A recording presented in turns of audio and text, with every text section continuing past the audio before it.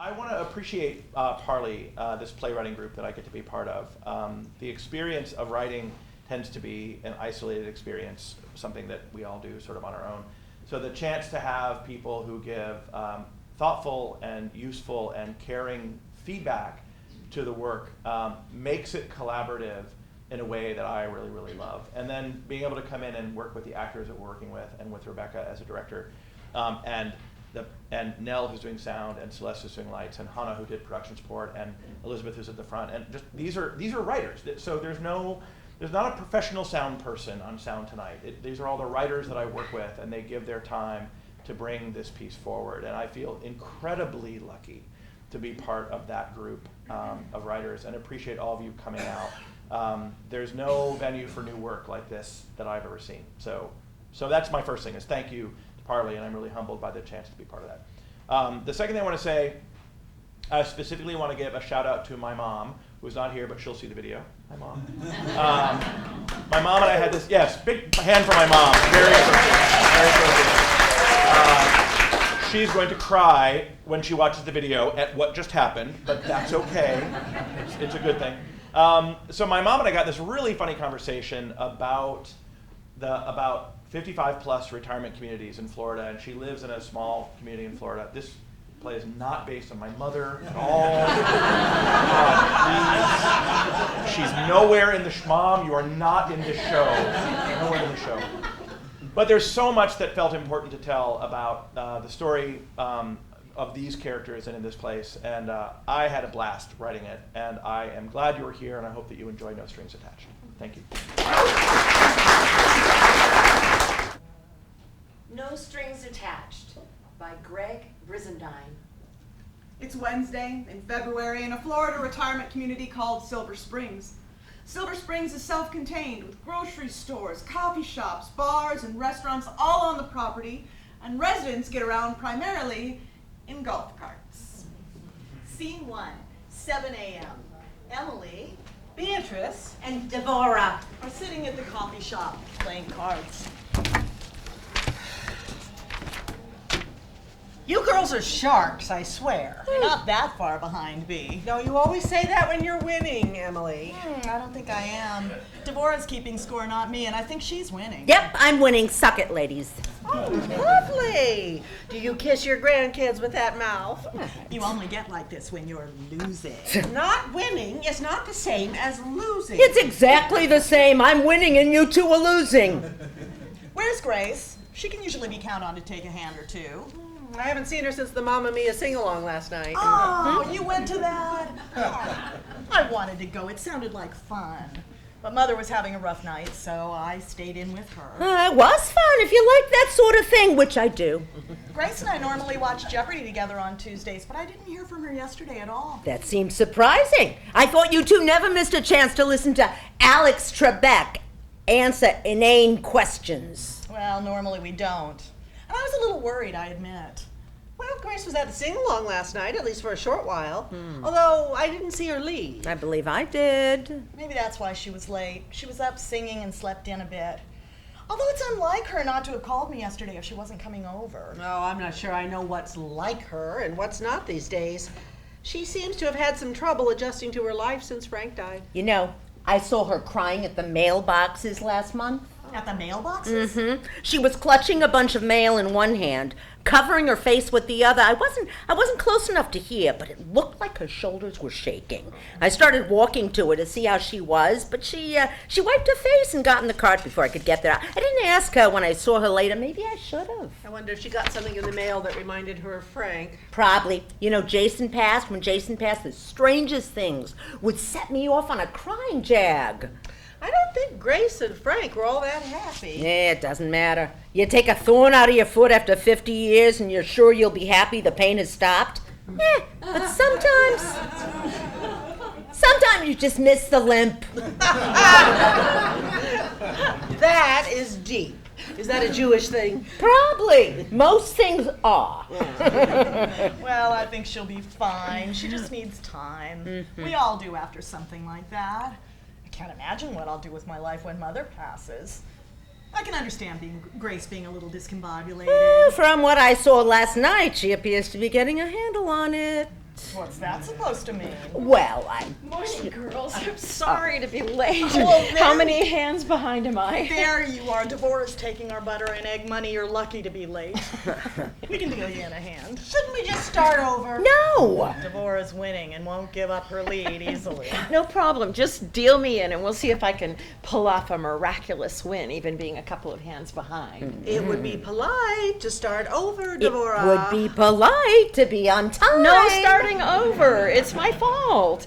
Plus, Devorah never wins. What? I won't be the one to stand in the way of a miracle, although I am feeling lucky today, so I won't promise you anything about letting you win. A miracle, thanks for that. You're chipper this morning. No, what's not to be chipper about? It's a beautiful morning. Yeah, I could use some gloom for contrast. Florida is relentless. You've lived here forever. How are you not used to it? I am, but that doesn't stop me from wishing for more. I'm glad you're feeling in a good mood. I missed you last night. Last night? What was... Oh, no. Oh, it was Jeopardy night, and I completely forgot. Emily, I am so sorry. Oh, that's okay. I'm sure the sing-along was fun.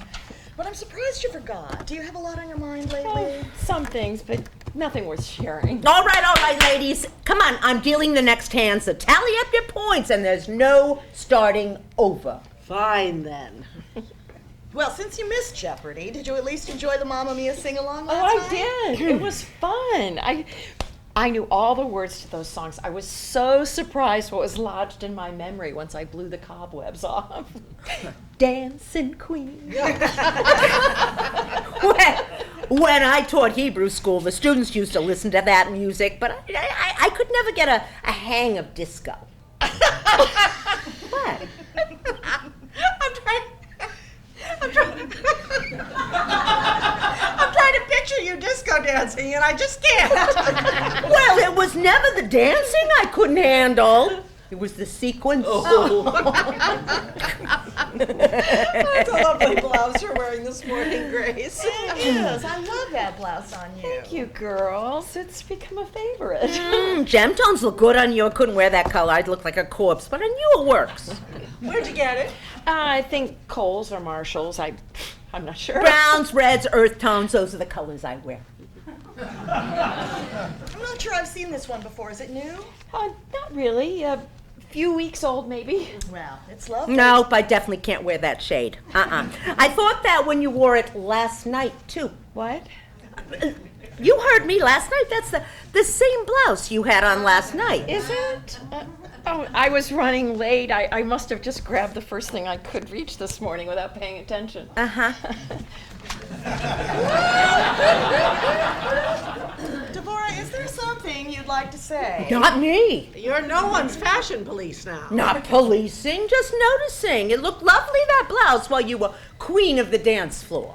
I think the phrase you're looking for is dancing queen. I had a few dances, so what? Well, I had a few dances, too, but I did not have the night you had. Oh, I knew I should have gone to that damn sing-along. What did I miss? Devorah wants me to say that I didn't go home last night. What? You didn't? Good for you! Why are you congratulating her, Grace? What is this about? If you had a date last night, I say it is about time. Frank's been dead long enough. Who was it? I'm not talking about it just yet. No, was it a proper date, or did you just follow someone home? That is none of your business, and it doesn't matter. It should matter. There is a bit of an epidemic running around this place. An epidemic? What do you mean? I'm talking about STDs. Sexually transmitted diseases. Where are you hearing about this? I hear things, and yesterday I heard an association board member saying that they need to have a doctor come and talk to us about STDs because we've had an outbreak. An outbreak? How in the world is that happening? I think you can figure out how it's happening. Well, yes, of course, but I just find it so unlikely. Why is that? We've got 24,000 people here, most of whom don't work and have plenty of money. That, and then the men just kicking off before we do, and the few widowers We have her shooting fish in a barrel. That's a grim image, speaking as one of the fish. Well, it's true. We're all the fish. I watched Fred Durham tooling around on his golf cart last week with a bright green loofah on the roof. I swear, he almost hit the curb while he was busy showing off his new teeth that his wife's money paid for. A loofah? Like from the shower? What was that about? I just heard about this. People who are available will hang a colored loofah from their golf cart rear view.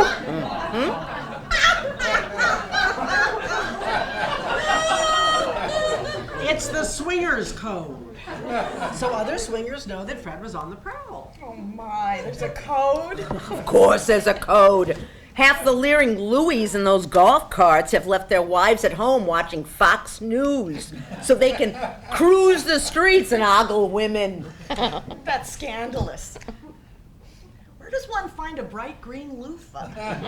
Mine are always sort of tan colored. I heard the clever manager at Walgreens has cornered the market. Mrs. Jorgensen told me that you can't find a neon-colored loofah anywhere south of the Jersey Shore. I can never tell if you're joking or not. I'm probably not. Those loofah cowboys are lecherous trolls, except maybe for that Clint Adams. I like the cut of his jib. Well, I, for one, don't know what you're talking about. I'm too busy to notice all that foolishness. Too busy? I've seen the looks you give Clint. Oh, I've had enough boyfriends in my life. I'm not buying what Clint Adams is selling. There's a lot of talk about the number of boyfriends you've had in your life. I regret nothing. Yeah. My life has been a blessing. Is that the best use of the word blessing? As one who's been blessed, I can tell you that it is. Repeatedly blessed to hear the stories. People in this community gossip too much. Oh, I don't care. If I had married after John died and then fooled around on my husband, people would gossip less than they do about me remaining single and having fun for a few years. I'll let the gossips have their day. I can recognize jealousy when I see it. I thought John died years ago. He did. Well, okay, a few years, maybe a few decades. I still don't care about the gossips like Mrs. Jorgensen. Grace, where are you hearing about the loofah code? Well, in fact, Mrs. Jorgensen told me about this code. I tell you, it was like seeing a whole new world. Somewhat sordid world, I'd say. Predictable. It doesn't seem sordid at all. Everyone's a consenting adult, and instead of coming on to anyone they meet, these men are just putting a colored loofah on their rear view. It's so civilized. I mean, I've walked around this community for years, and I've never seen this entire other community. I don't know how you could have missed it. All those widows buying up colored loofahs like they were competing for a bouquet at a wedding. Is it just green ones? No, the different colors mean different things.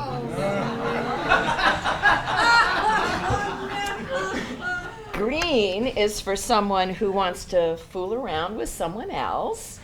Yellow is for a couple looking for a third.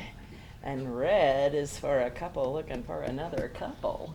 I'd have a hard time seeing the yellow in all this bright sun. Well, it does seem like a more contrasting color could have been chosen. Who makes these rules? I'm sure there's no committee. Well, I think people just figure it out. Very democratic. I've also heard a little bit about this NSA sex thing. Have any of you? NSA sex? What is that, some Kama Sutra thing from China? It stands for no strings attached, and it's just sex for fun.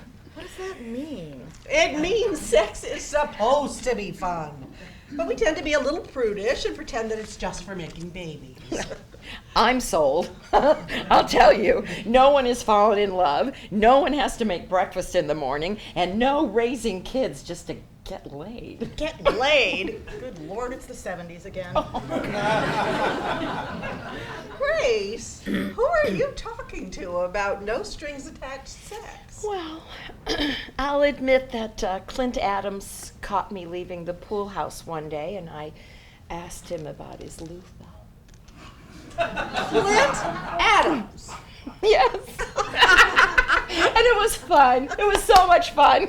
We went back to his house and had some lunch and well, spent the afternoon together. And then I went home and had a nice evening by myself. I've run into him a few times since then, and it's quite cordial. Not at all awkward. Mazel tov. Thank you. The thank you goes to the makers of Viagra. That's the truth. And these strings are supposed to be what ties people down, like commitments? Yeah, that's it. No strings attached. Sex without commitment, just for fun.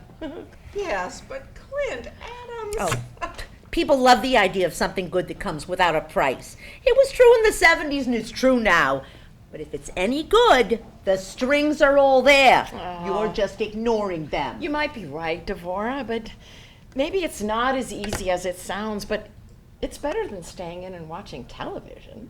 I thought you liked Jeopardy. Oh, I didn't mean our Jeopardy night. I just meant in general there is nothing wrong with old folks having a sex life. Well, frankly, I'm appalled. Sex is the province of a marriage bed and not something to be treated like shuffleboard. If that were true, then only married people would be having sex, and we all know that is not how it goes. Everybody doing a bad thing doesn't make it a good thing. A bad thing? What's bad? Sex is a part of life. It's where we all came from. And for the record, even bad sex is better than no sex. I think whether it's bad or good depends on the participants and their relative experience. I won't be made fun of.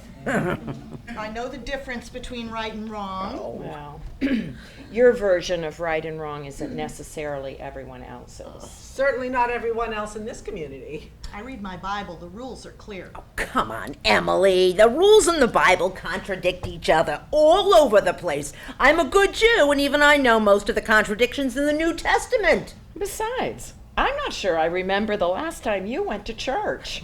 Since when are you reading the Bible for guidance? Well, it's been a long time, I'll admit. But it's still the foundation of living a right life. Oh, religion before 9 a.m. We are breaking some new ground here. Oh.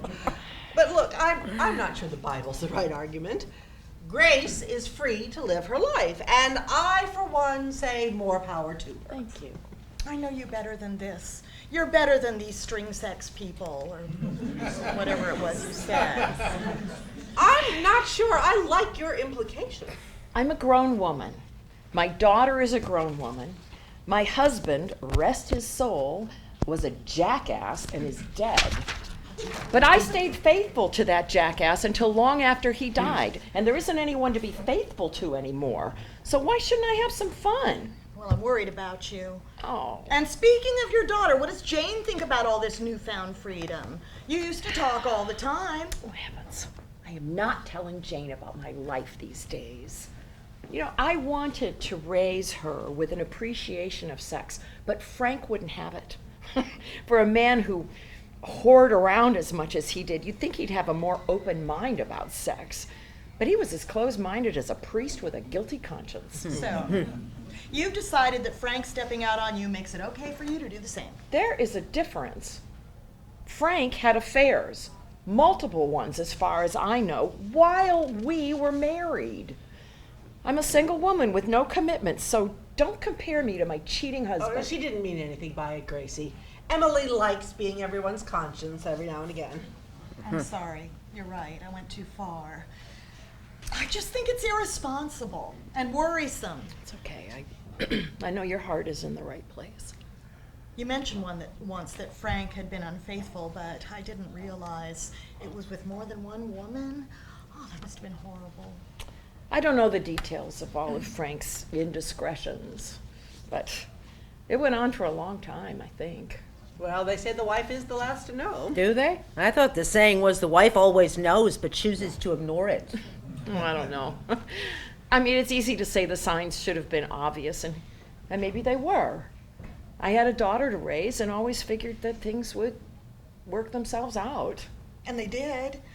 Jane is a smart, beautiful, accomplished woman. You should be proud. I am.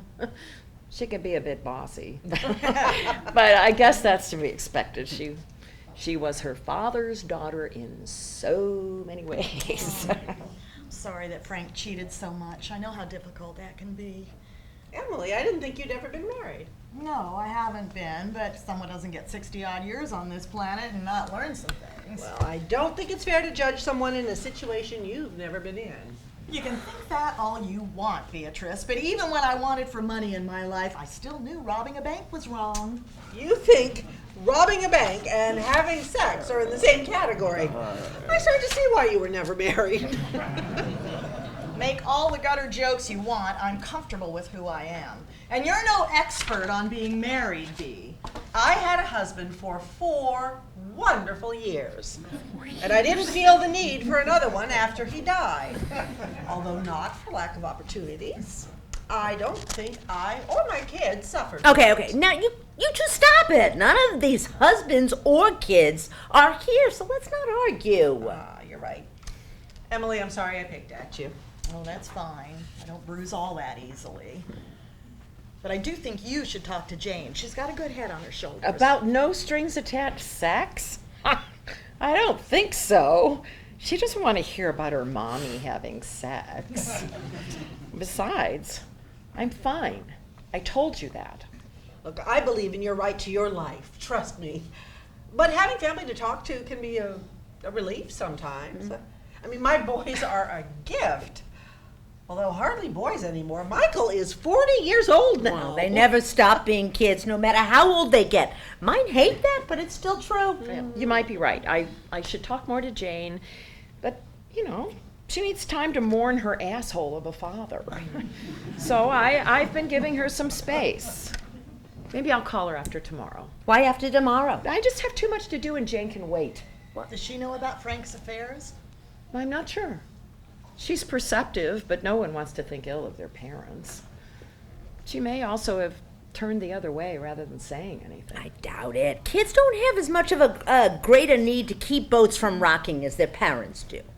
Maybe, but we never talked about it. That might be a way into the conversation about your current life choices. Life choices? You make it sound like I've joined a cult. Well, with a code that involves colored bath scrubbies, it may as well be exactly that. That is just shameful. What? Those loofahs! Those men have too much time on their hands. Grace, I hope you're not going to get a loofah for your golf cart. Oh, we could speed things up with the other Adamses. And Grace could do worse than play that game. I bet she'd outfox all those men who think they're so clever. There are no bath products heading outside of my house, let alone on my golf cart. I just don't think it looks right as The all. loofahs? No, that's having relations with no strings. Well, I don't care how it looks. It's my life and nobody's getting hurt. No one that you know about. What is that supposed to mean? Takes two to tango, Grace. Yours isn't the only life in this particular golf cart. I thought you weren't going to put anything in your golf cart. I am tired of this third degree. I gotta go.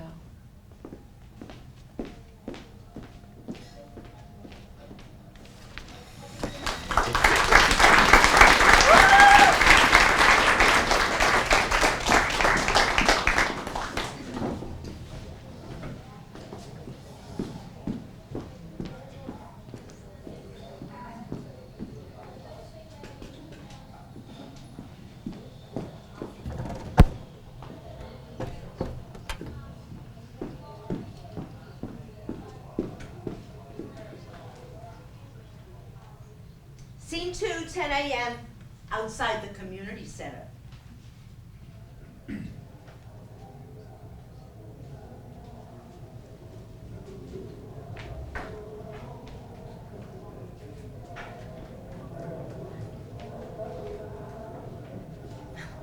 Hi.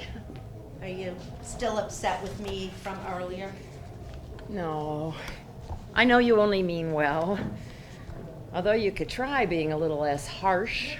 You're right. That's just my way, but that's no excuse. I'll try to be nicer when telling you that you're messing up your life. Well, that's all I could ever ask. What's this talk called, anyway? Don't forget about Alzheimer's.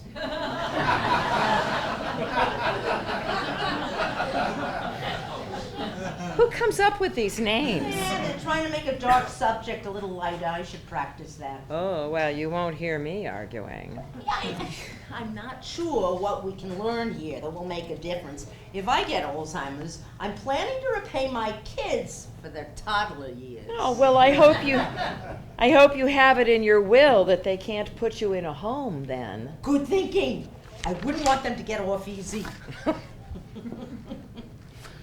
Who's giving the talk? Oh, a Dr. Kaplan from Minnesota who just retired and moved into one of those water view condo units. The ones they just finished? Mm-hmm. I heard they have mold. I heard mold, and I heard ants as well. Oh, I keep hearing it's Florida and everybody has ants. A doctor just buying one of those condos? He mustn't have been very successful. Oh, contraire, mon frere, he secured himself the penthouse. Oh, there's a penthouse? Apparently the whole top floor. I saw him at the shuffleboard finals, and he couldn't stop talking about how much better the view was from the 15th floor than the 14th floor. Typical. And he's some sort of specialist on Alzheimer's? Yeah, he wrote a book and everything. Oh, and why do I suspect it will be for sale? No doubt, apparently he's wanting to make his big splash by showing off a little. Well, even so, I think it's important that we know the warning signs of Alzheimer's. I mean, anything could happen. Mm-hmm. Although, I hope this session doesn't go long. I've got to get busy. What's going on? Oh, nothing, just chores. Well, since you mentioned things that aren't fun, I overheard another argument today. You have to stop listening in on people's private conversations. It's not private if I can hear it all the way down the street. It most certainly is. Maybe even more than usual. You're supposed to walk past and pretend you didn't hear anything. Yeah, you can do that if you want. I'm listening. I want to know everything I can about the people in this community. It makes me a better neighbor. And how do you figure that? I'm much better prepared to offer people a helping hand or a shoulder to cry on. I know what people need. People can tell you what they need without listening in on their private conversations. If they want a private conversation, they shouldn't live in a manufactured home with paper-thin walls. That or lower their voices. Well, it seems like a flimsy excuse for eavesdropping. Yeah, just as flimsy as the walls in these trailers. I don't live in a trailer. No, did you pay property taxes on your house this year? No. Frank used to take care of all that. I'm not sure when they'll come due. No, they won't. Not like you think. You'll get a notice to register your house the same way you register your car. It's a trailer. Are you kidding? No, I'm not. No amount of landscaping or lattice work makes this anything but a trumped-up trailer park. Suddenly, eavesdropping doesn't sound so terrible, does it? Well, it doesn't seem right, but since the harm's already done. What did you hear? Well, I knew you'd want to know. I wasn't able to hear the beginning, but it appears that the Martins are having some marital troubles. Elwood and Eleanor? Oh, how do you know? What did they say? Well, mostly I heard Eleanor, and she was hot. It appears that Elwood has been making himself available to some of the local widows for some, how shall we say, advanced consolation. What exactly did you hear? Anyone's name? No, I didn't, but to hear Eleanor's yelling, Elwood has been keeping company with another woman or two, and people are starting to talk. I gather she found some incriminating evidence when she got back from visiting her kids today. Another woman or two? Uh-huh. I can't believe Elwood is going around with multiple women in this community. That's preposterous. Well, Eleanor thought it was more than one, but I'm not sure. What have you heard? Me? Oh, I haven't heard a thing. You're usually the one that overhears things. True, but one never knows what the grapevine is talking about, and this promises to be prime news if Mrs. Jorgensen catches wind of it. Oh, I don't want to be all up in other people's business like that. It's mean-spirited. Oh, you mean like we are now? No, this is different. We're just worried about them. Of course. It's different for us. What else did you hear? Any specifics? Well, I didn't hear much, although I believe there's a vase that didn't survive the conversation. Oh, I hope it wasn't that pretty blue one. You're familiar with the blue vase in the Martins' house? Of course. I've seen it at their Easter open house. We all have. Of course, that's it. Well, I'm sorry for Elwood and Eleanor. I hope they're able to work it out. I just realized I can't stay for the talk, though. I need to go home. Well, hello and goodbye. I thought you were staying for this Alzheimer's thing. I forgot how much I have to do today. I'm behind on my chores. I need to get going. Isn't forgetting the things, what this Alzheimer's talk is all about? Oh, the good Dr. Kaplan will also have a lot to say about kale, I heard. Oh, well, I still can't bring myself to eat kale. So it would be wasted on me anyway. Bye, girls. Yeah. Devorah, I don't think you should be talking about what you heard about Elwood and Eleanor. We'll see you later. Yeah. Aren't you staying? Oh, no, I gotta go. What's going on with Elwood and Eleanor? What do you think? Oh, Elwood is fooling around. Why, Beatrice, I thought you were above all this grapevine talk. Well, one can't help but hear a comment or two at the mailboxes. I refuse to engage in this gossip. It's not gossip if it's true. I just know what I heard. What did you hear? Are you listening at people's walls I again? most certainly am not. However, I walk down the sidewalk. It's possible I might have my hearing aids turned up. And I heard Eleanor and Elwood fighting, and apparently Elwood hasn't been keeping his Johnson in his pants. Oh, my. Do you have to be so crude? I call it as I hear it. so what? Another man in this den of iniquity is fooling around on his wife. Marriage is overrated anyway. Not just fooling around with Grace. With Grace? How do you know that? Well, as I said, I call it as I hear it, although I didn't mention that part to Grace. I won't believe it. Grace knows better than get involved with a married man. I'm not sure she does. She did go off in quite a hurry when I told her that I had heard Eleanor yelling at Elwood about his affair. What is this? Matlock? You condemned her based on an overheard conversation and not wanting to attend an Alzheimer's workshop. Condemn is your word. Well, I won't believe it until I talk to her. Really, this is too much. So here's the question. If it's true, what do we do? Do.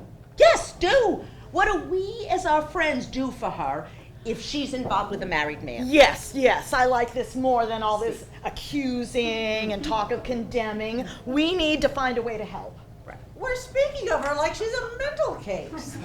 Grace is living her life by her own rules, and she has that right. She's earned it, damn it. Oh, yes, but this, an affair with a married man, that's a road too far. It's not too far.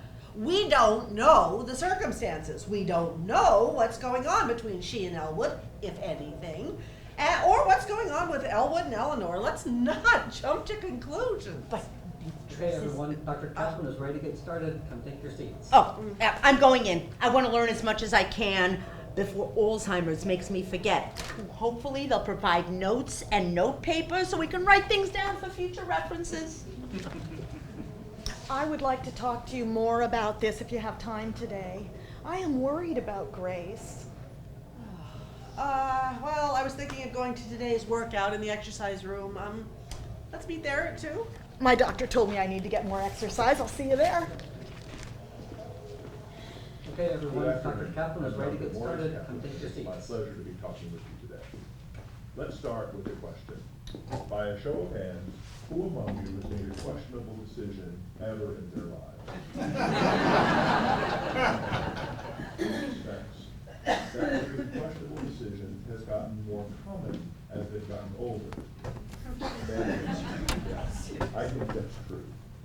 It's difficult sometimes to see the difference between making poor decisions and Alzheimer's disease.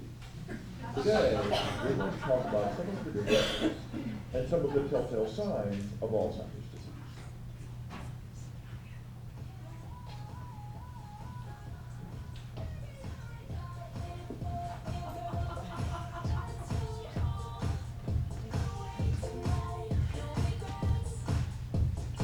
Scene 3, 2 p.m. in the workout room.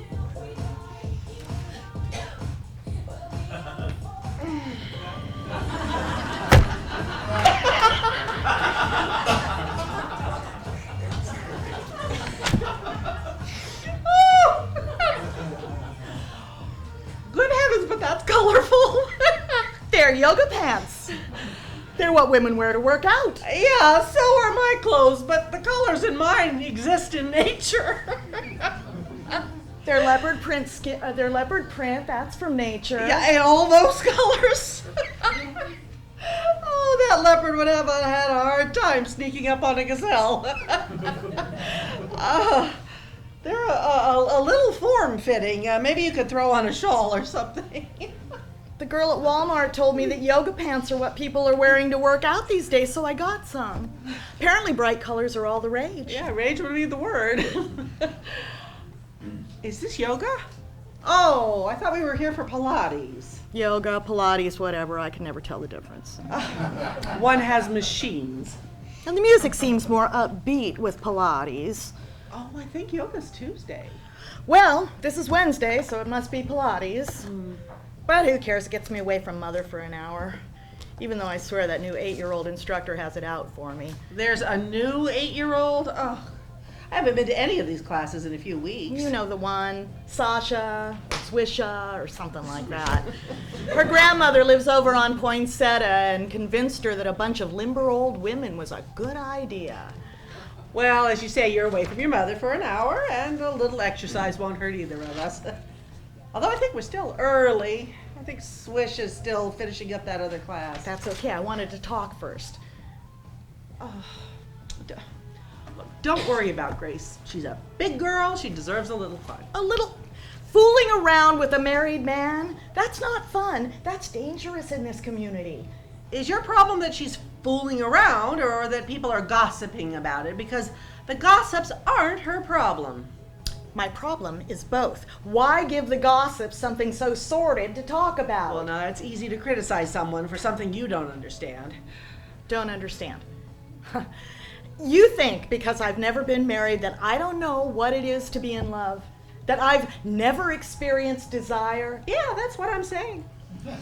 Being in love and feeling desire don't count if you've never made love with a man before. Beatrice? Well, do you deny it? What I deny is that this is any of your business at all. I'm not about to engage in talk about my past with you today. Oh, honey, that's exactly my point. Do you have a past? There are other types of life than the ones where you're jumping under the sheets with every Tom, Dick, or Harry who comes your way. I'm not taking that bait. My life is an open book, and I don't regret any of my choices. I hope you don't regret any of yours. What exactly are you implying? Oh, my friend, I'm implying that you have been a devoted and selfless daughter, and you've looked after your mother for many long years, to the detriment of your own personal life, some would say. Nonsense. Mother is my personal life. She has led a remarkable life, and getting to remember it with her is a gift. Which is exactly my point. You should be remembering your own life, not your mother's.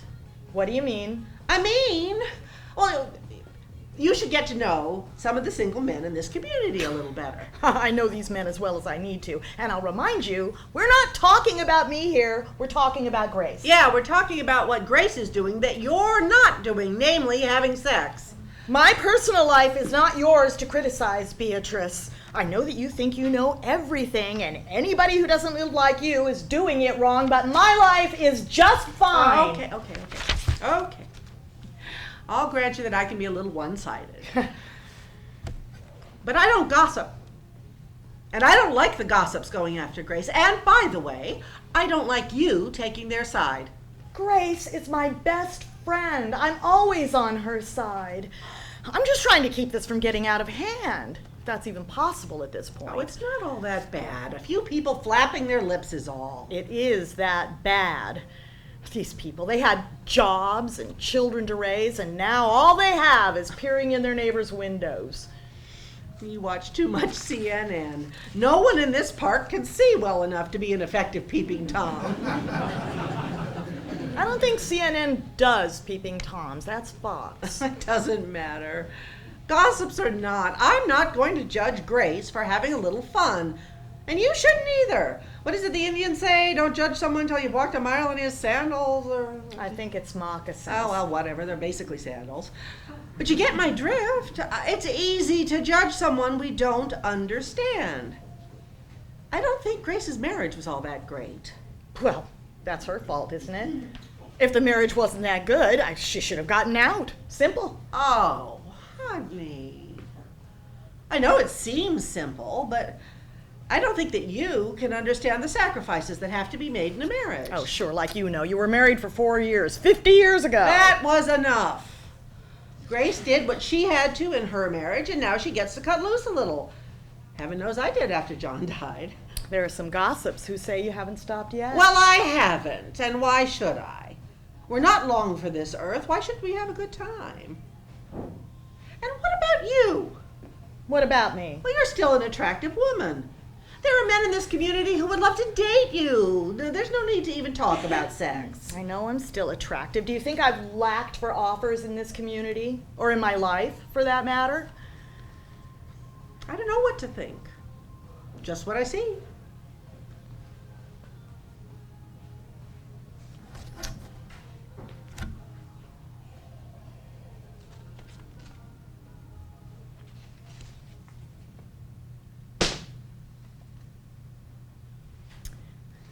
This is Mother. Told you she was a looker. I get my looks from her, for which I am grateful. I love that picture of her. She was just 25. She is beautiful. And you favor her. I hadn't seen the similarity before, but if I didn't know it, I would think this was your daughter. Is this your father? Yes. How long has he been gone? What do you mean? Passed away? I just assumed your father had passed away some time ago, leaving you to care for your mother. I'm sure he's dead by now. He was older than Mother. Although I don't really know. I haven't seen him since I was very young. Oh, I'm sorry. I didn't know that he left you two. That must have been hard.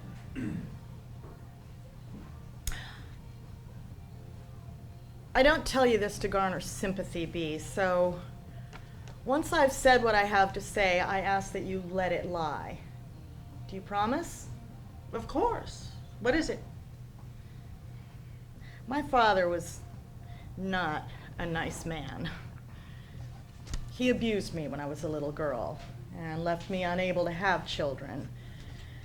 Mother drove him away and took in neighbor's laundry so she could pay the rent and raise me herself. Oh, Emily. No, stop that. I won't have you pitying me. Mother was a laundress long enough to put herself through school to be a nurse so she could provide for us. I was never willing to tell someone why I couldn't give him children, so I stayed with Mother. I owe her everything, you see. I can see why you're so devoted to her. Does Grace know this? No, she does not, and I don't want her to.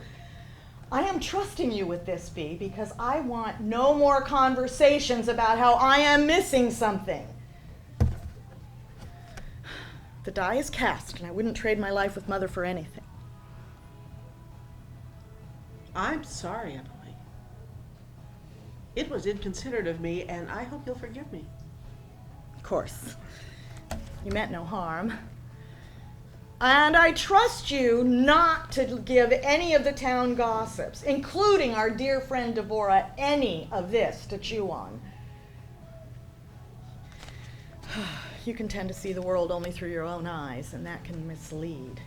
What are we talking about? We're talking about Grace making hay with Elwood. Well, we're talking about a lot, I guess. Guess who I just saw? Who? Eleanor Martin.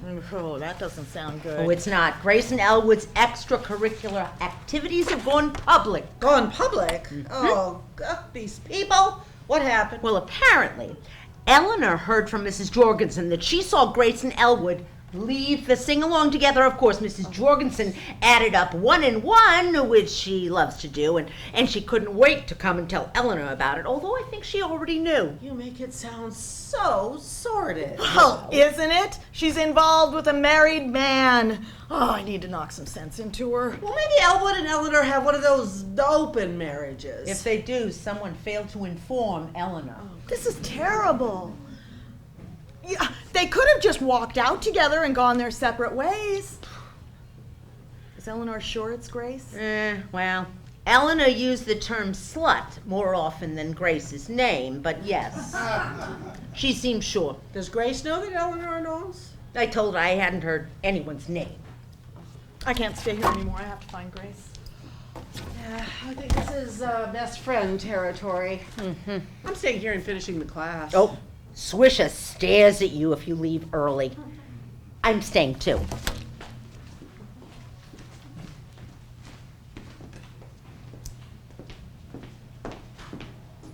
Oh, I was just coming to find you. What for?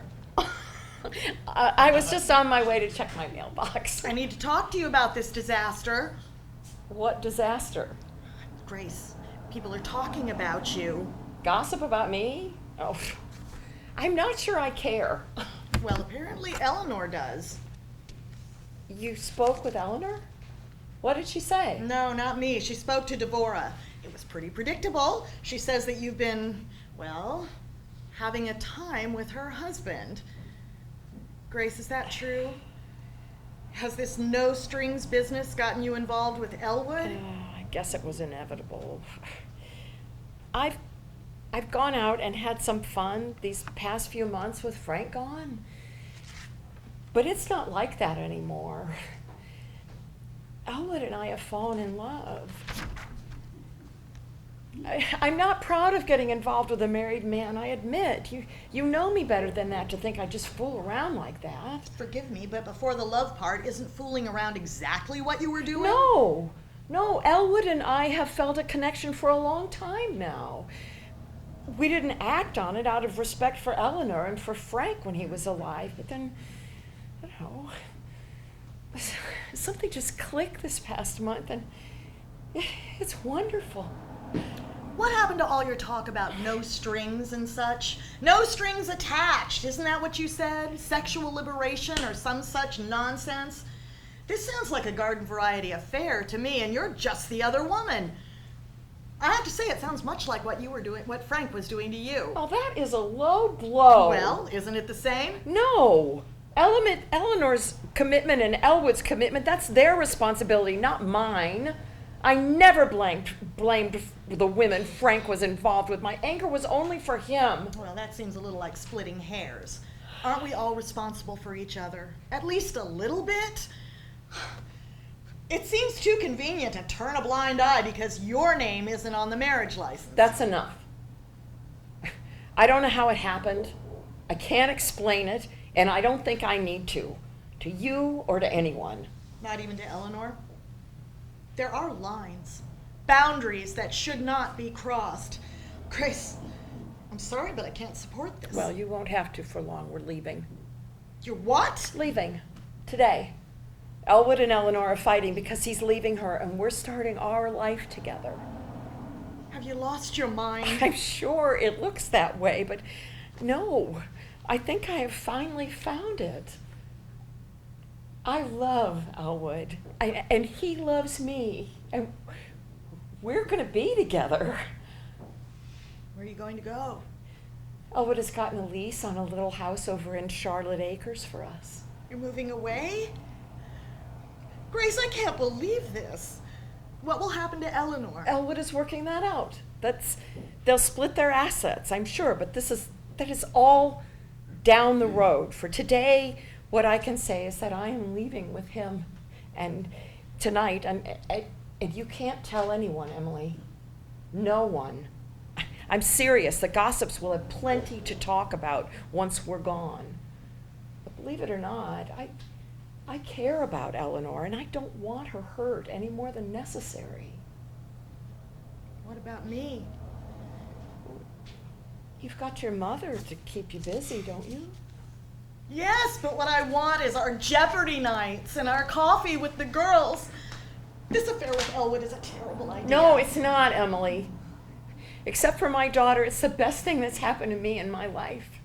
I'm happier than I ever imagined I could be, and truly, my dear, I think I've discovered joy for the first time. I think you're deluded. This won't end well, Grace. Leaving is a terrible idea. Oh, it breaks my heart to leave you. Our friendship has been so precious to me. But Charlotte Acres is only an hour away, and when the dust settles, I'll come visit. Of course, we can visit. I'm sorry. I have to continue packing. Promise me you won't tell anyone? Not even Devorah and Bee? I know they want what's best for me, but I think a quiet departure is what's best. I don't think anything can be best in this situation. But I promise. Thank you, my dear friend. Okay, I gotta go.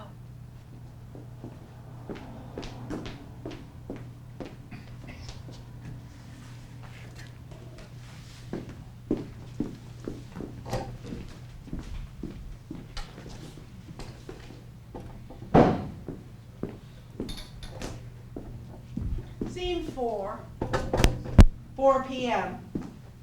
Grace's house, which is in disarray. Grace is packing.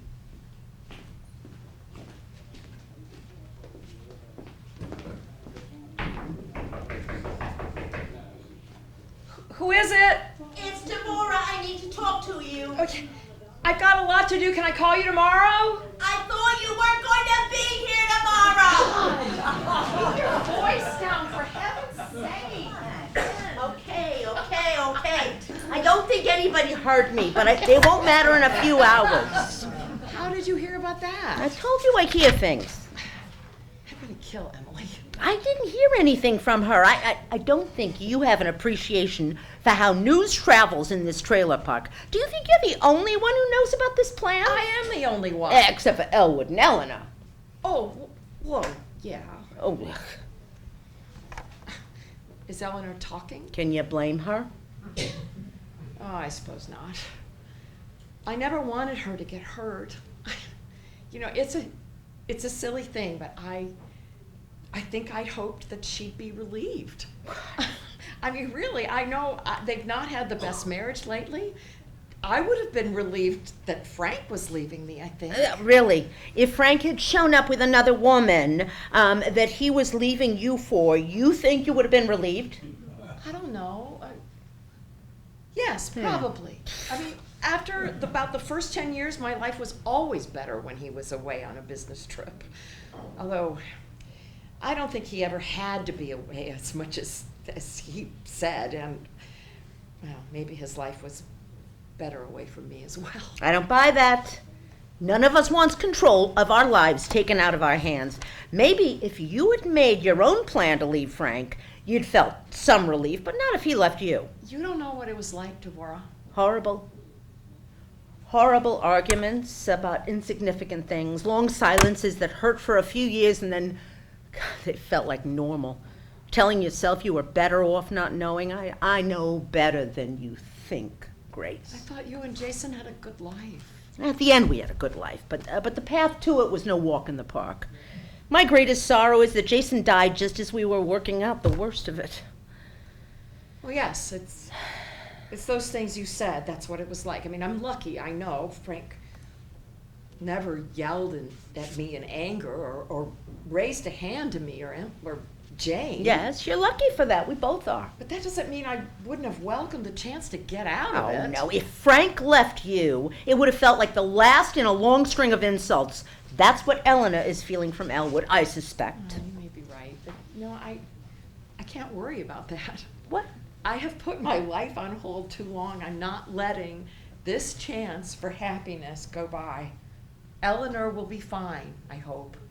She's got her grandkids. Soon to be your grandkids, too. What? Oh. Hadn't thought about that. Step grandkids, I suppose. What do you think Anastasia and Amy will think of that? You know, I don't know. I'm not thinking about any of the grandkids just now. There's time to work all that out later. I think Eleanor's thinking about it. Well, she'll work it out. She'll see. I'm sure it eventually will, but she's not letting go easily. Oh, good heavens. How much have you talked with her today? Eleanor and I are friends. She knows I'm your friend as well, but she needed someone she could talk to. Good for her. I mean, everybody needs somebody to talk to. Indeed.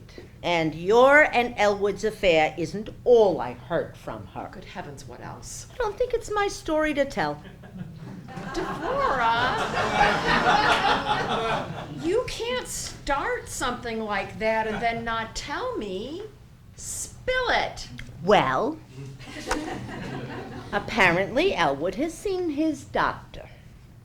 Well, so what? We all see doctors all the time. Not for this we don't. At least I don't. Don't say another word. I don't want to hear it. Don't you think the whole story is important? There is no whole story. Elwood and I are in love, and that is all that matters. Really? I don't think I believe that even as a schoolgirl. Well, it is all that matters. I've been denied a loving relationship my whole life. I will not let this pass me by this Sometimes time. we just have to play the hand we're dealt. We find a way to be happy about it. Play the hand I was dealt. Huh? A philandering husband. A man who had mistresses, one-night stands, even whores. You know, no thank you. Discarding wasn't an option, so I waited until I could draw another card. And now I have, and I intend to play that card. So, how's that? Do you hear yourself? This is not a Lifetime movie of the week. Do you know what Elwood learned at the doctor today? Nothing. I'm sure it was nothing. Elwood is fine. He doesn't think he is. He's pretty scared. Elwood is HIV positive. You heard me. Elwood is HIV positive. Elwood does not have AIDS. Oh, you're too much of a gossip, Devorah. Don't you say that. I didn't say AIDS. I said HIV. It's a virus that causes AIDS. I know, you know what HIV is. I watch the news too, but I don't believe it. It's certainly easier not to believe me, but I don't think Eleanor would lie about this. Eleanor told you about this? Oh. And how does she know? Elwood's doctor would have kept that private. How do you know she's not just making that up to bring a wedge between Elwood and me? She didn't tell me about Elwood's HIV infection first. She told me about her own. Eleanor is HIV positive? Yes. She wasn't feeling well while she was visiting her kids, so she saw her gay son's doctor, who apparently checks HIV as a standard test. Oh, I don't know. You do know what to think. You need to get yourself checked for HIV. If Elwood has it, I'm so sorry for being indelicate here, but you two have been involved, so you might have it too. You probably got it from Eleanor, don't you think? I mean, I wonder where she got it. I hear it can be caught from blood transfusions. Grace, I can't believe I'm hearing this.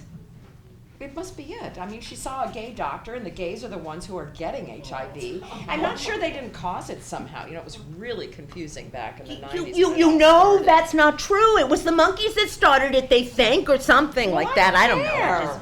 It came from somewhere. Eleanor got it from somewhere and gave it to Elwood. Unless Elwood gave it to her. Oh, that's ridiculous. Elwood hasn't been fooling around. How do you know? He was willing enough to step out on his marriage with you, and And probably you are not the first. Oh, I won't hear this. This is not as sordid as some trashy novel with betrayals and diseases. Grace, you need to see your doctor. Stop saying There that. is a good chance you're infected, unless that is you've been using condoms. I don't like this talk. I can't believe it. You should get used to it if you're going to have an open sex life. No, of course, we did not use anything like that. Why should we need to? No one was getting pregnant. And besides, who cares? Sure, I'll see my doctor. Why not? It won't make any difference. It won't make any difference. No. If you're infected with a life-threatening virus, that won't make any difference. Why would why would it make a difference? I saw a special on TV. People with HIV are living normal lives. They just take a pill or some pills. I can't remember, a cocktail, I think I heard them say. Yes, and people take pills to keep from getting diseases. This particular disease is one I suspect you don't want. So maybe I'll have to take some pills. So what? I take a fistful of pills every day for things that killed my grandparents. We all do. Add another pill to the pile. Life goes on. This is not the same as all those other problems. Isn't it? You know, my doctor told me 20 years ago that if I didn't lose weight, I'd make myself diabetic. I knew the risks, but going out to eat was one of the things Frank and I still enjoyed. So I made poor decisions when I knew better, and lucky me, forgiveness came in the form of a tiny white pill. A few too many slices of pie isn't the same as contracting a sexually transmitted disease. I think it is. We're so prudish. I mean, for most people, sex is part of life, and frankly, if people had more sex instead of having more pie, maybe we wouldn't have so many fat people. Do you realize people die from this? Really? I mean, those pills aren't a cure. Of course people die. We're all going to die. Isn't that why we're here? To live out our last days separated from the rest of the world so our children won't have to watch us expire? Well, I'm here for the weather and the all-you-can-eat buffets. And to get in as many years as I can. I thought you were being serious. I don't know, I am. I make the best jokes at the worst times. I'm not joking now. Please get yourself checked. Okay, maybe after we get settled in Charlotte Acres. I mean, I've got an appointment next week for a checkup. Oh, that reminds me. I've got to remember to get a new doctor over there. Somewhere around here I've got a notepad with things I've got to do when I get settled. I'll get a new doctor, although I think I can keep my same dentist because he's just about halfway between here and I don't think you should wait, Grace. I really don't. I think maybe you should head over to the clinic and think about whether today is the best day to leave with Elwood, given this new information. No, I won't wait. I told you. I've got packing to do, and Elwood and I are leaving. This is terrible news, and I'm sorry for Eleanor, but this doesn't change anything. I think you need to go so I can pack. Only for Eleanor? What do you mean? You're only sorry for Eleanor, not Elwood. Elwood and I are going to be fine. I'll help him with the new pills. I'm sure I'll be helping him with whatever pills he's already taking. This will be easy. I wish I could talk some sense into you. Well, I don't need your help. Be a friend to Eleanor after today. That's where you're needed. Scene 5 p.m. by the pool in the shade. I need to talk with you. Hold on, I'm almost done here. What are you doing? Hold on. Beatrice, I need to talk with you. Fine. I was failing pretty miserably anyway. What were you doing? Oh, the art magazine has a quiz this month. Is your smartphone smarter than you? Huh? How'd you do? I'm not sure. I don't understand the questions. Oh, well, computers are going to take over someday anyway. Might as well be today. What's so urgent? It's Grace. She's leaving. Leaving what or whom? Us. This. She's leaving Silver Springs with Elwood. She's leaving with Elwood? When did this happen? Apparently some time ago. The two of them have been planning, and today's the day. She's leaving today? Yeah, they've got a house in Charlotte Acres. Elwood's breaking the news to Eleanor right now. Charlotte Acres? Isn't that the place that had that alligator on the golf course last month? Which of these trumped-up trailer parks hasn't had a local alligator? Alligators everywhere, I guess. Okay. Grace and Elwood are leaving. Well, that'll be the scandal of the day for 3 or 4 months at least, I'm thinking. So what's the urgent need? We have to do something. Why? Are you kidding? This is a disaster, and we're Grace's friends. We owe her our help. Does she want our help? Well, she didn't say so precisely. What did she say precisely? Precisely, she wants us to be happy for her newfound love. That seems like the best option. I'll go for that. Beatrice! Well, Devorah, I'm sorry. There's nothing to be done by us here. I mean, any damage that has been done, any damage that can be done has been done. I mean, do you believe that if we talk to Grace and we tell her that she shouldn't go, that everything will be okay? I think it's a start. Well, it won't. There'll be months of gossip and speculation. Widows will be ostracized more than usual for a while. Then the snowbirds will go home, and next January we'll start the cycle all over again. What do you mean widows will be ostracized? How often have you been invited to dinner by couples? I don't know. I spent a lot of time with lots of friends in this community. Yeah, but couples. How often are you invited anywhere with a couple? I don't know. How is this relevant? Because it's the law of this particular jungle. Married women guard their husbands against the herds of eager widows roaming the streets.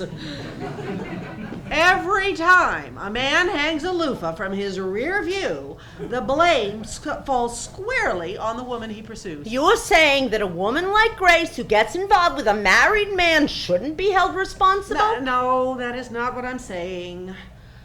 But I am saying that I have lived single in this community for more than 10 years.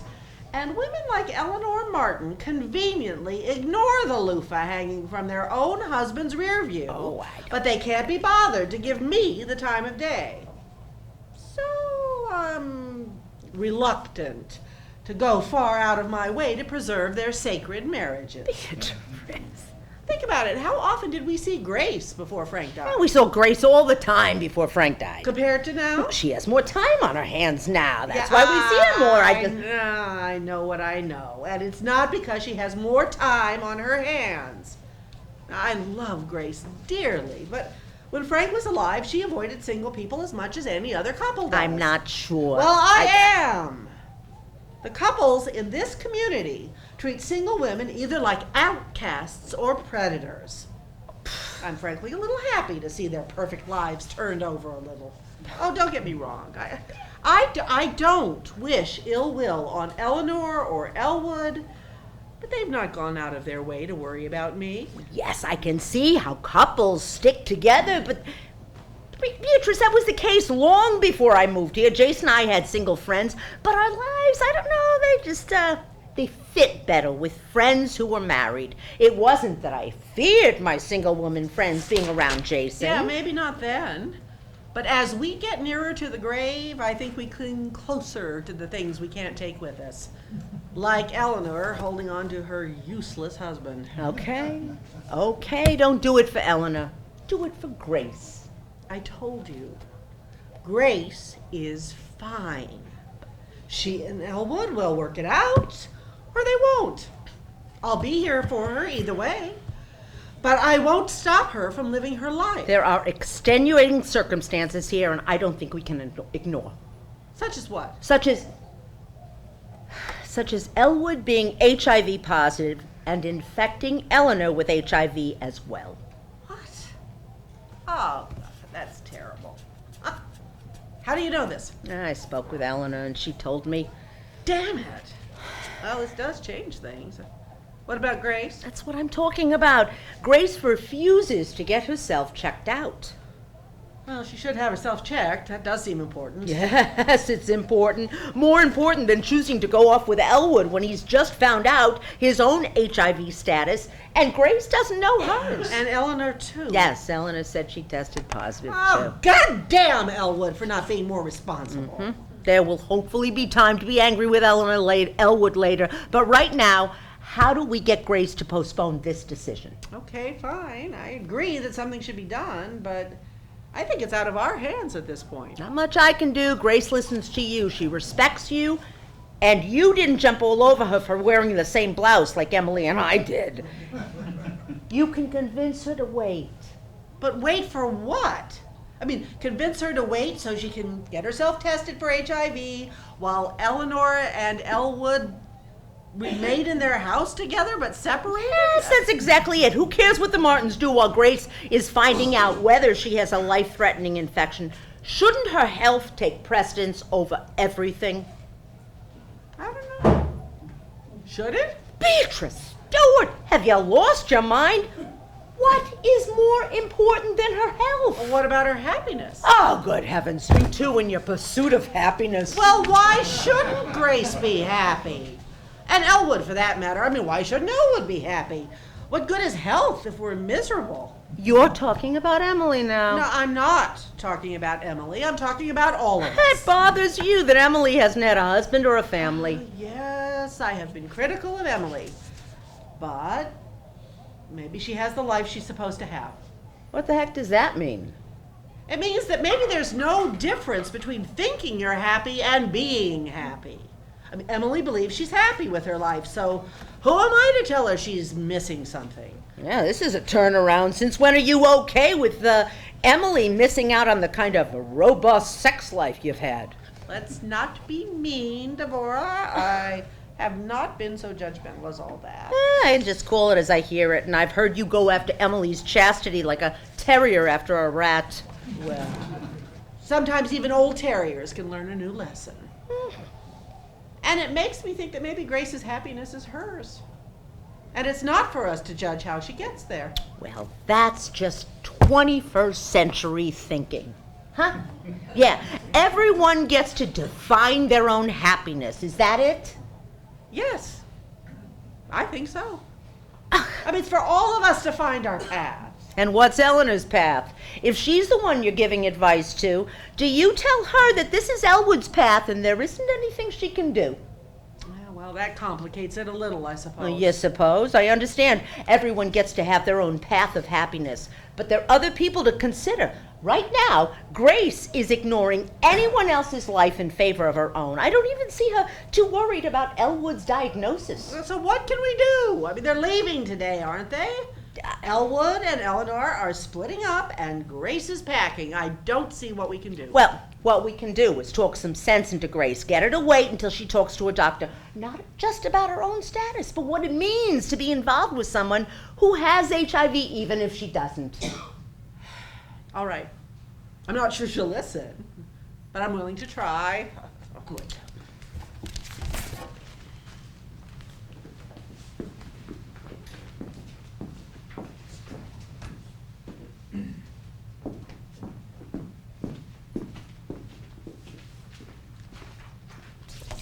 Scene 6, 6 p.m.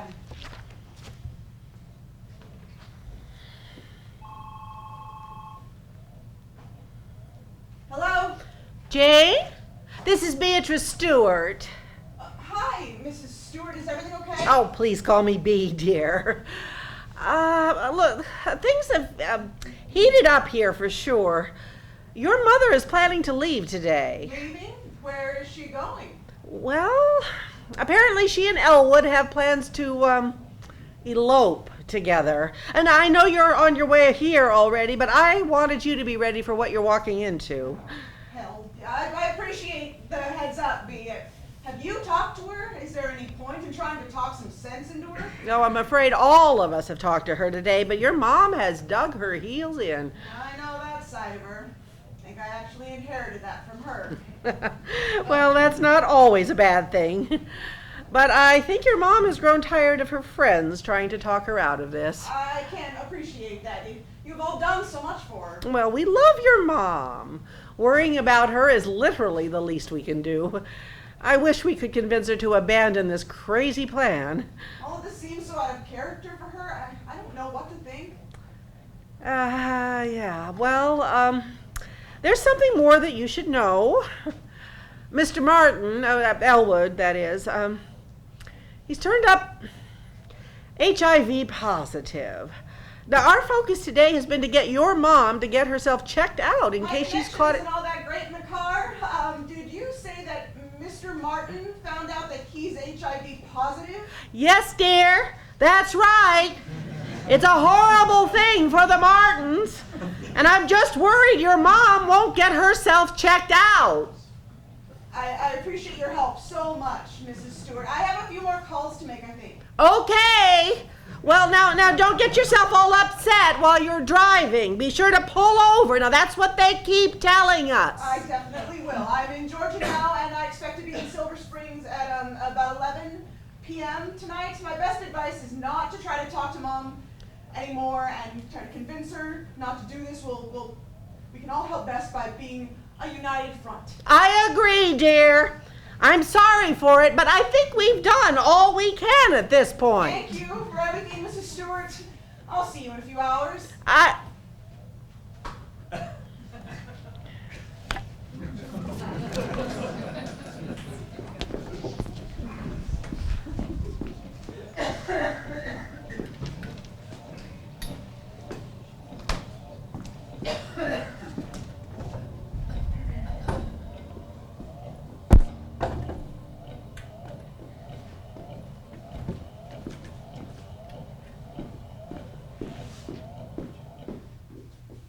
Scene 7, 11 p.m. at the coffee shop. The stores have long since closed and the streets are empty.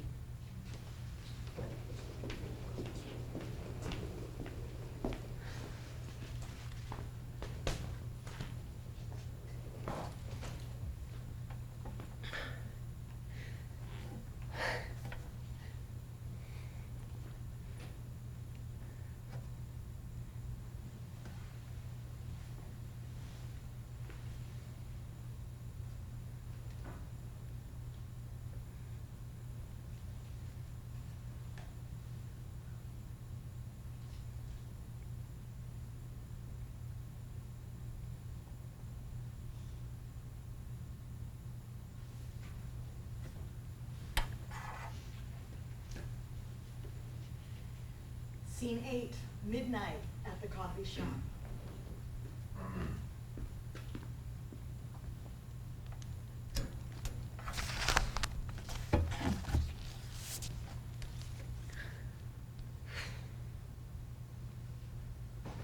I'm a fool. No. Yes, I am. You try to tell me. You had hope. There are worse things. Yes, and it certainly turned out well. When was he supposed to be here? An hour ago. Maybe he's still coming. Have you tried to call? His cell goes right to voicemail. Home number? I called about 15 minutes ago. And? I spoke to Eleanor. Ooh, how was that? Oh, horrible. Oh, God, it was so horrible. Was she cruel? Not at all. Well, you said it yourself. Elwood is the one with the commitment to her, not you. I did say that, didn't I? Oh, boy. That was certainly convenient. How so?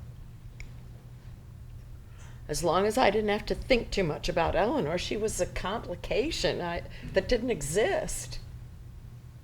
Listen to me. A complication? I am thinking of Elwood's wife, my friend, as a complication. How should you think of her? Not as a complication, but as Elwood's wife. Thank you for not throwing this in my face. Oh, I wouldn't do that. You know that.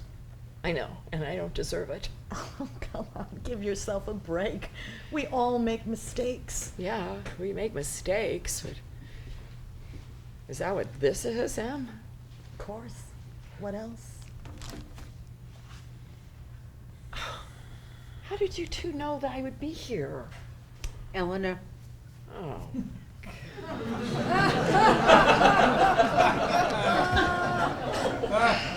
Honey, how are you? I'm fine. I'll be fine. Oh, hell, I don't know. When was he supposed to be here? 11. did you call him? Eleanor answered the phone. Why? You're not responsible for her anger. Well, not entirely.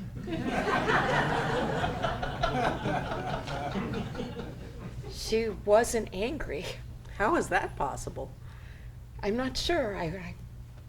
I was ready for anger. I had my defenses all worked up. What did she say? She laughed at me. She what? Has she gone a little, off? No, Eleanor hasn't lost it. Has she, Grace? No. What are you two talking about? This wasn't the first time. For what? I feel like this is Grace's story to tell. Honey? Well, this wasn't the first time Elwood has fallen in love and made plans to leave Eleanor for another woman. Are you kidding? As it turns out, no. According to Eleanor, as he's gotten older, it's apparently gotten worse. This is something that gets worse? This falling in love with other women and then dumping them? It is for Elwood. He flirts, has secret trysts, makes plans to leave, and then confesses everything to Eleanor, begging forgiveness. And she forgives him. So far. How many times are we talking about here? I'm lucky number 7. 7 times? 7 times he has cheated on his wife, led another woman to believe he was running away with her, and then confessed everything to his wife so he could stay with her? B, I am beginning to see what I'm missing out by not being there. He didn't lead me on. I did this. Being caught in the lies of a con man is nothing to be ashamed of. I barely had to lie. I wanted it so badly to believe that this was real, that I would have told myself the lie if he hadn't. I mean, maybe I did. Oh, there are worse things than to hope for love. No, yeah, and Emily said the same thing. Smart woman. You should listen to her. What will you do now? Is spontaneous combustion an option? Probably not, but I understand the desire for it. Then I have no idea. Mom, here you are. I've been waiting at your house for an hour. Jane, what in the world are you doing here? I am trying to find out what the hell is going on. Why haven't you answered my calls? Did you call? Oh, I can't work that darn phone. I'm sorry I missed your calls, sweetheart. I just took a magazine quiz about how our phones are smarter than us. It's true. That's right. Mom, I've been leaving you messages for 3 months. Well, I've been grieving. I needed some space. I figured you needed space, so I just left messages. I wish you had listened to them. What did they say? That I loved you, that I miss Dad, and I wanted to talk to you about it, that I needed my mom. I'm sorry. I looked on Facebook and I knew you were okay. I mean, busy as usual. I mean, I could see everything was fine. You seemed to be handling your grief pretty well. Because my life looked okay on Facebook. That's not the place I'm going to look to for support, Mom. But I'm lucky I have Mark and the girls, so it's not me we're talking about here.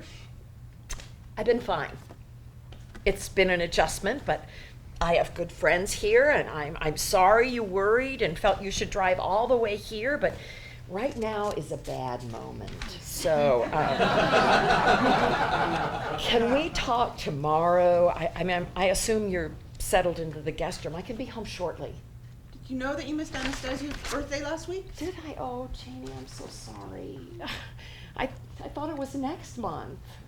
God, I'm not getting many things right these days, am I? I hope that's not why you came all the way here. Did you bring the girls with you? No, they're at home with Mark. I didn't have time to organize a big visit, so I drove alone. Oh, that is too far to drive in one day. Where did you stop? In Georgia? Mom, I am not going to talk about the drive. What the hell is going on? I'm living my life, Jane. Badly, as it turns out, but it is my life, nonetheless. Jane, your mom just got dumped. Maybe you should go easy on her. Don't. I don't suppose it matters if you know. I was supposed to leave Silver Springs tonight with Elwood Martin. Not surprised. I spoke with Mrs. Martin yesterday. Eleanor Martin called you? How did she get your number? I mentioned she looked it up online or something. I met her and Mr. Martin at my dad's funeral. A phone call from Eleanor Martin made you drive from Michigan to Florida? I spoke with Mrs. Martin, and yes, her phone call caused sufficient alarm to get me on the road. Mother, do you want to explain your concerns to your friends? Not sure what you think you know, but I will not be scolded by you. Jane, everything is in control. Let's call it a night, shall we? That is not what Mrs. Martin said. I'm offended that you are in my personal space like this. Elwood told me just yesterday that he loved me. I am not sure what to think about what's happening, but I believe that Elwood loves me still. Oh, Grace, you can't still believe that Elwood is coming. No, I don't think so, but I won't have this become a story of a love-struck widow and a crazy old man. No one thinks that. Some people will.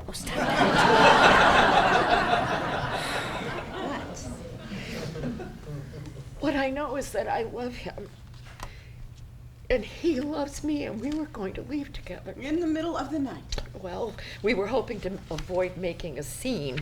As it turns out, I made one anyway. It could be argued the scene's been played out all day. I don't think that's helping.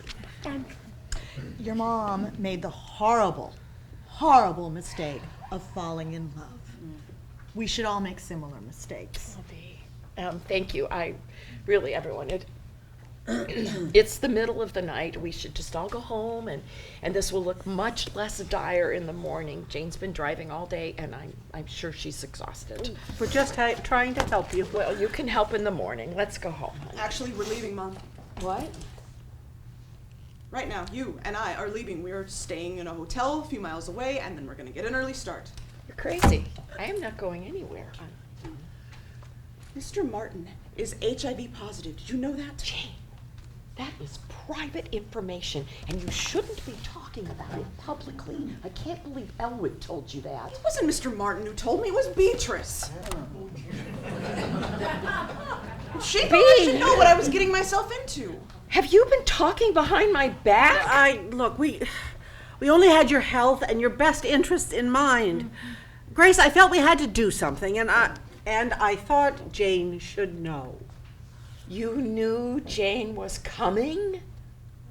I did. I'm sorry. I'm worried about you. Well, this is just fine. You're thousands of miles away talking with my friends and neighbors to make decisions about my life. My conversations with Bea and Mrs. Martin are more concerning to you than having a sexually transmitted disease and an affair with Mr. I'm Martin. sorry, but I'm not sure why you think it's important that everyone here know my personal business. I didn't raise you that way. No, you didn't. You and Dad raised me to take responsibility for my actions, so it is no wonder I am looking for you to do the same. Yes, you're responsible father. Your perfect father who was screwing anything he could get his hands on. Dad wasn't faithful. I'm sorry. That's shameful, Mom. But I know he loved you. And I know he loved Mary Ellen. For more than 20 years, whatever else he did, he loved her too. Who? Mary Ellen, the other woman Dad was in love with. You know about her? You met her? I have met her. I spent time with her. I like her. I've also met her son, my brother. half brother, I guess. So what? She's a better mother than me? Is that what you No, I don't think she's saying that. Of course not. Mary Ellen is very nice, but she is not my mom. She is not who I needed to talk to about my dad's death. After we buried him, he betrayed you, and I am so sorry about that, but he was my dad, and I miss him. Well, of course you do. But right now, we need to get on the road. Glad you're packed. Let's go. I'm not going anywhere, Jane. Go home. I want you to go home. Not without you. Now, Jane, I mean, maybe this is a little hasty. I mean, this is Grace's home now, and we're looking out for her. I appreciate all of you being such good friends of my mother's, but I am afraid she hasn't been honest with you. Or with Mr. Martin, which is more important. What does she mean? It doesn't matter. It's no one's business. I'm not standing here for this. I'm going home. You haven't been taking calls from Dr. Craig's office? Patricia from Dr. Craig's office called because she couldn't find you. It's my private business. I'll have that quack's license. That quack was your friend and your doctor for more than 30 years. I don't care. Patricia has crossed the line. I will sue her. She said the pharmacy has been mailing your prescriptions every month for the past 6 months, but now 3 months ago, they started being returned after someone wrote refused on them. Patricia thought you must have moved and forgotten to tell them. It's none of her business. She's a terrible busybody and thinks she can just muck about at other people's business. She had the right address. Why have you been sending back your medication? What medication? I thought you got all your medications from your doctor here. I do. I was getting a vitamin pill from Dr. Craig, and when I didn't need it anymore, I stopped accepting the packages. It wasn't a vitamin. It's a medication called Truvada. Mother, do you want to tell your friends, these women who have looked out for you and defended you? Jane, this is starting to feel a little bit like a witch hunt. Why are you hounding your mother like this? Yes, Jane. This is unseemly. I insist that we go home and deal with all of this in the morning. What if the Martins learn everything and decide to press charges? Is that possible? It might be. God, don't recommend you wait until the morning to find out. What you've done might be against the law. This is so ominous sounding. What are we talking about? Nothing. Nothing at all. We'll work it out in the morning. Jane, let's go. Girls, I'll call you from the hotel in the morning. Okay, yeah. What's What the hell was all of that? I have no idea. All of a sudden, Jane was talking about the law? Did you hear the name of that medication? What? Well, the medication Grace was refusing. Did you hear the name? Oh, it was something started with True? Oh, I thought so. Truvada. What is this medication? You know it? What's it for? It's a treatment for HIV infection.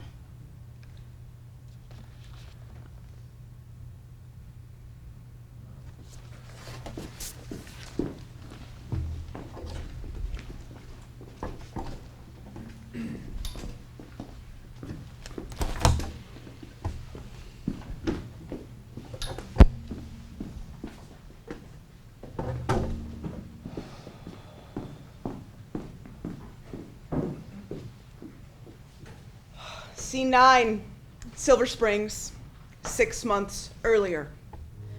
It's at my dad's funeral, and it's August, and the air conditioning is not keeping up with the heat.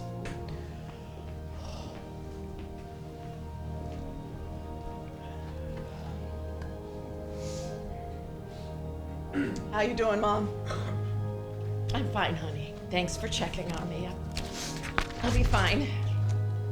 Can't believe how strong you're being for everyone. It's just like you, Mom, looking out for everyone else. Well, that's what a mother does, I guess. Where have you been? Oh, I was talking with one of your neighbors, Mr. Martin, I think? Elwood. Yeah. He and his wife have been good to me these past weeks since your father got sick. His wife said hello while Mr. Martin and I were talking. I don't remember her name. Eleanor? Yeah, she makes a mean lasagna. It has cottage cheese in it instead of the other Italian one, you know. She says it's the same as cottage cheese, and it's so much cheaper. She gets it off brand. Quite a lasagna. Cheesy, but not too cheesy. It's ricotta. What, dear? The cheese that's supposed to go in lasagna is ricotta, and I'm sure it tastes much better than cottage cheese. Of course, dear. Oh, hell. I'm sorry. Don't mean to pick at you today of all days. It's okay, sweetheart. You're a good girl. And I'm glad you're here. I know getting time off work is difficult, and your job is important. It's not like I would miss my dad's funeral, Mother. Of course not, Jane.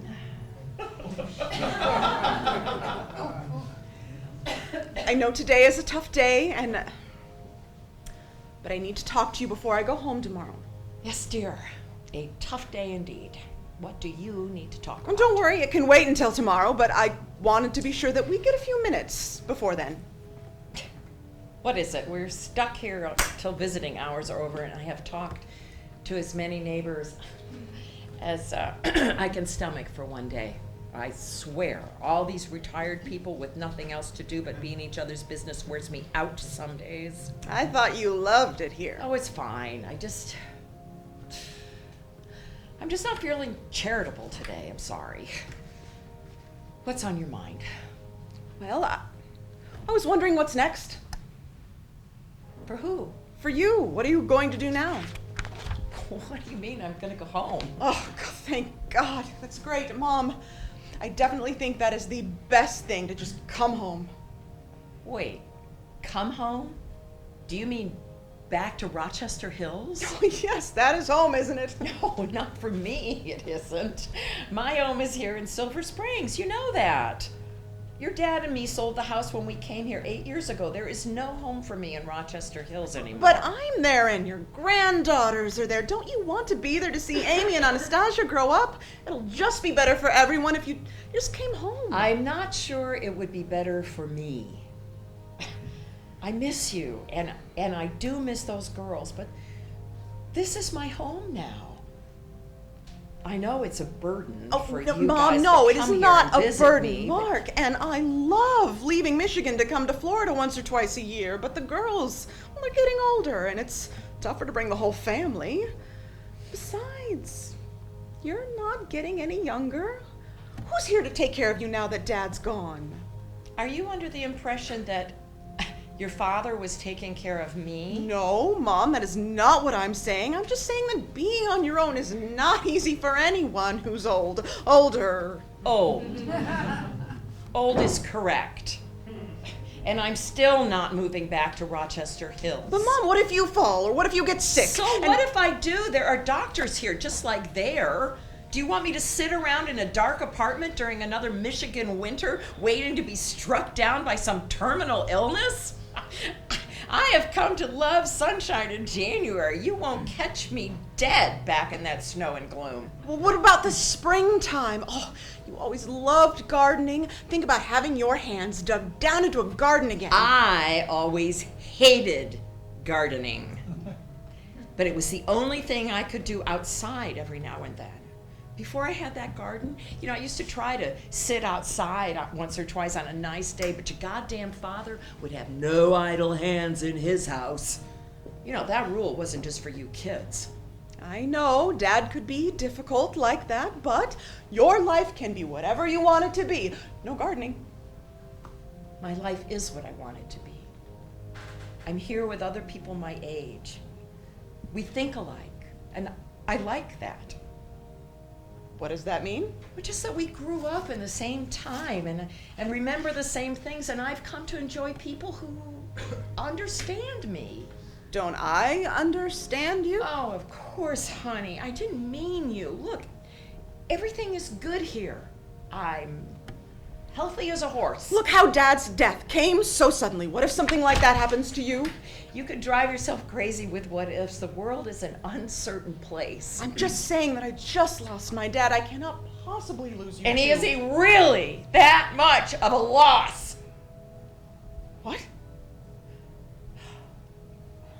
Nothing, I'm sorry. It's nothing. Dr. Craig told me that being angry with someone whose past is to be expected even under normal circumstances. Is Dr. Craig here? I haven't seen him since I was a kid. He and Patricia were here earlier. I think they've left. He's retired, and he insisted on coming to the hospital when your father was admitted after the heart attack.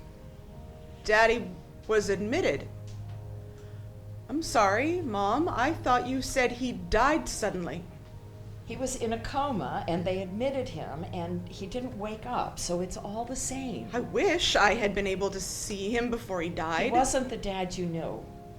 You're better with the memories that you had instead of those in the last couple of days. Are these not normal circumstances? What?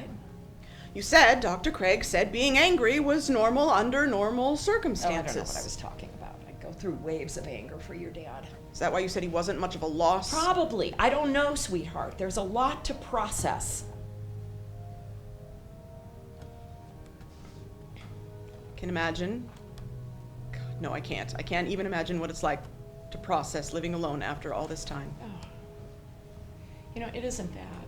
Just your father and I didn't have the easiest relationship. You must know that. Oh, I know. It didn't get any easier after we moved here. He and I both had our separate friends, although we did things with other couples. I don't mean to imply that we were strangers to each other. I mean, after so much time, there's a comfort. Yeah. There's a comfort to being together. And I'll miss that. I miss that already. But I'm looking forward to some time alone. I won't lie. I'm sorry, Mom. I'm sorry I wasn't more of a shoulder for you. It's okay. It never affected how we felt about you. It just affected how we treated each other. Mom. Oh my God, Mom, did Dad hit you? No. Oh, for heaven's sakes, he wasn't around enough for that. Well, that's not really reassuring. Well, I guess I'm glad things never got to that level. He cheated a lot, but no, he never hit me. Cheated? Like with another woman? Countless, as far as I know. How did you find out? Oh, it was there if I chose to look closely enough. You're not married 50 years without looking the other way once or twice. I just know that not all his business trips were paid for by his company. Must have been hard for you, Mom. I'm sorry. Did you ever try to talk to him about it? Well, there wasn't anything to be gained but a messy divorce. And I didn't want to put any of us through that, so I looked the other way, thinking he'd outgrow it eventually. Did he? No, he did not. And you wouldn't believe the excuses he came up with to leave me here while he gallivanted around the country. A golf show in Indiana, because there aren't enough old men talking about golf on this block than in the whole of Indianapolis. I don't know what I thought, Mom. But I didn't think about how much Daddy's traveling must have hurt you. Oh, Janie, I'm sorry. I'm rambling on about your dad, who's just in the other room in a casket. I know you loved your father, and he loved you so much. He was so proud of you. And Aunt Anastasia and Amy, they were just a bright light in his eyes. Please forget what I said. Today should be about remembering the good things. It's okay, Mom. I know. Oh, I knew Daddy pretty well. As you say, it was tough not to notice some things. But he was a good dad, and I miss him. I'm just worried about you getting sick or having something happen while you're so far Don't away. worry, Jane. I'll be okay for a while at least. What is that supposed to mean? I wasn't going to tell you this, but I've talked about his affairs, and It seems like maybe you knew your dad better than I thought.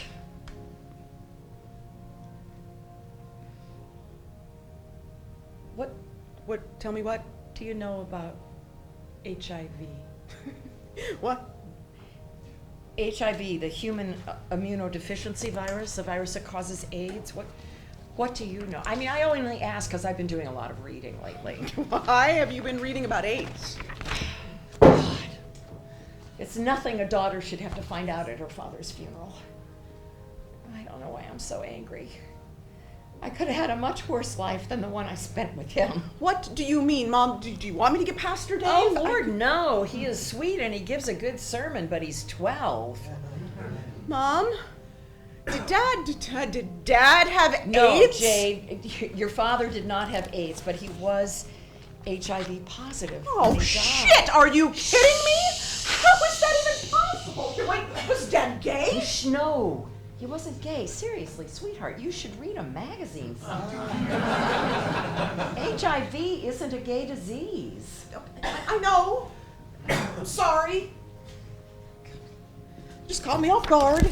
HIV positive? Just, God, how does that happen? Now I know. Is that how he died? Dr. Craig thinks your father's heart attack was complicated by his HIV infection, yes. And they don't know how all the different medications interact or what HIV's effective on the heart is, but, well, at least that's what they told me in the hospital. How long had he had it? Years, apparently. Although there wasn't anywhere in his medical record, so if he was still alive, he'd be as shocked as you are. How is that possible? He has lots of physicals in the past few years, and how do they not detect that? Well, it turns out that testing a happily married senior citizen for HIV is not common practice. And like so many things, if you don't go looking for it, it's easy to miss. Okay, Mom, I'm having a hard time believing any of this. Is Dr. Craig sure? I'm surprised also that he told you. Isn't that sort of thing private? Dr. Craig told me what I need to know for my own health. Mom, do you have HIV? Honey, stop yelling. God, you were at your father's funeral, for heaven's sake.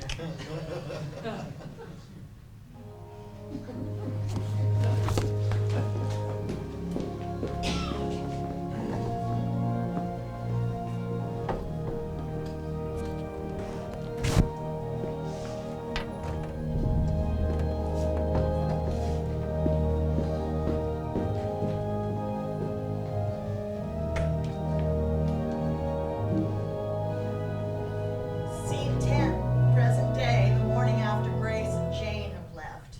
Emily Beatrice. and Devorah are at the coffee shop playing cards. Oh, I don't know why I never get any better at this game. Winning isn't everything. Easily said when you're losing. I think this more is the time before I win rather than the time I'm losing. Whatever gets you through. Does anyone need coffee? Ooh. Aren't we going to talk about it? Talk about what? You know what? Yes, I suppose I do. I haven't heard from them yet this morning, and I'm not sure if I will. Grace may be too embarrassed. That seems like an appropriate reaction. Well, I won't judge her. You didn't have any hesitation yesterday. Yes, well, maybe I realized it's easier to be judgmental than it is to be sympathetic. Well, I don't mind saying that I feel a little betrayed. By Grace? What did she betray? I was on her side. I mean, I thought she deserved to live her own life on her own terms. Well, and so she does. Yeah, but the collateral damage seems a little extensive. She was HIV positive all this time. Does seem that the choices that were good for Grace weren't so good for other people. Elwood? Eleanor. And even Grace herself. I don't think she was helping herself. Even though the idea of living her own life seemed a good one. You get no argument from me. I've eaten a big helping of crow already this morning. Don't be too hard on yourself. You stood up for your friend. Our friend. Yes, I suppose I did. Devorah, how did you know? About what? About that medication. Oh, Eleanor's son is HIV positive and taking Truvada. So she told me about it, and then I did some reading on my own. Her son, too? Oh. And now she and Elwood have it. Oh, that's just cruel. Well, the son is healthy by all accounts, but on medication. Maybe medication will work for Eleanor and Elwood, since it's what Grace was taking. Could Eleanor really have pressed charges? It's possible. In some cases, including Florida, it can be illegal to knowingly expose someone to something like HIV. Well, I don't believe Grace had any malice in her I'm heart. not sure a judge weighs that too heavily. I'm so sorry for her. I still think she was making a last reach for a better life. Maybe we all are. That's deep. I think that's Jewish. It probably is. What will you do without your Jeopardy partner? Oh, I'm sure I'll get through. I've been known to have some skill at trivia. Really? Well, it's much more than just trivia. Isn't that precisely what it is? No, there's a finesse to winning Jeopardy. B, you should come over this Tuesday and watch with Mother and me. We make a fun evening of it. That sounds delightful. I think I will. All right, come on, ladies. Let's keep the cards moving, please. I'm meeting Eleanor for brunch at that new place by the golf course. Oh, I'm glad you're there for her, Devorah. Of course. I mean, we gotta look out for each other, don't we?